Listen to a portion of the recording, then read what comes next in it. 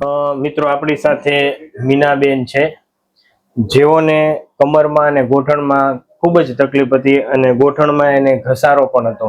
તો આપણે પૂછીએ, મીનાબેન આપને કેટલા સમયથી તકલીફ હતી ને શું થતું હતું તમને?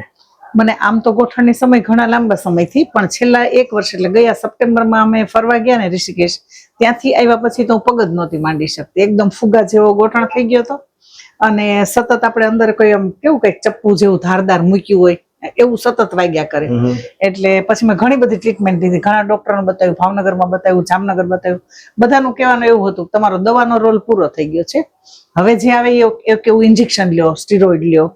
પણ હું પોતે કિડની કેન્સરની પેશન્ટ છું, એટલે મેં એવું કઈ લીધું નહીં ટ્રીટમેન્ટ ને હું સહન કરતી હતી. એમાં પછી અહીંયા આવી અને મને આ ચોથા સિટિંગમાં તો બસ હાવ મટી જ ગયું છે. ત્યાં કઈ છે નહીં, હવે એમાં દુખાવો જ નથી, પણ થોડોક ડર છે. એટલે હજી હું કઈ ગોઠણથી નીચે બેસવાનું એવું કઈ કરતી નથી. પણ હમણાં આપણે ઓપરેશન કર્યા પછી તે ઘણા બેસી નથી શકતા, પલોઠી વાળીને ઉભડક. તો આપણે ઓપરેશન કર્યા વગર જો થોડીક સાવધાની રાખીએ, પરેજી રાખીએ તો તકલીફ થાય નહીં. તો કમરમાં કેમ છે હવે તમને? તો કમર તો દુખતી જ નથી, ગોઠણે નથી દુખતું અત્યારે તો, મને કોઈ તકલીફ નથી. પણ મને એવું છે કે હજી હું 2-3 સિટિંગ કરી લઉં એટલે આગળ કઈ ન થાય વધારે. બરોબર છે. તો અત્યારે તો મને 3 સિટિંગમાં જ મટી ગયું. સરસ સરસ. આ વિડીયો યુટ્યુબમાં મૂકી શકીએ એમાં? ચોક્કસ. તમે શું કહેવા માંગશો કે આ દવા, ઇન્જેક્શન, ઓપરેશન વગરની ટ્રીટમેન્ટ લેવાય કે નહીં? લેવાય જ. અને મેં તો ઘણાને સજેશન કર્યું કે આ લ્યો ટ્રીટમેન્ટ, બોન સેટિંગ સરસ થઈ જાય છે તો ઘણો. અને આ સિવાય ઘણી મને આમ રગની તકલીફ હતી, આમ ન જોવાય, આમ જોઈ તો ઝટકો લાગી જાય, આમ જોઈ તો, એમાંય બહુ ફેર છે.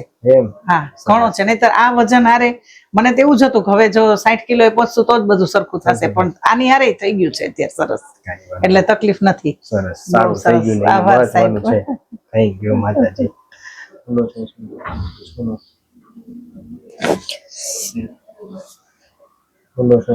છોનો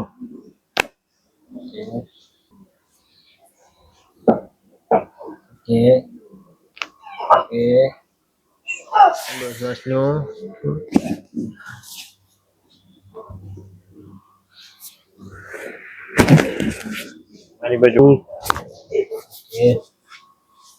હાલ ભાઈ.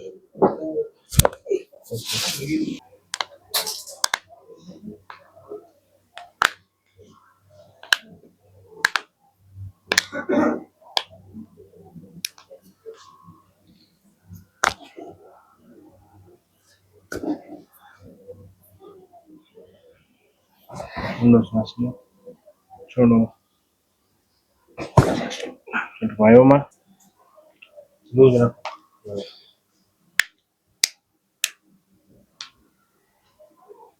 લૂઝમાં ઢીલું શરીર, લૂઝ લૂઝ લૂઝ.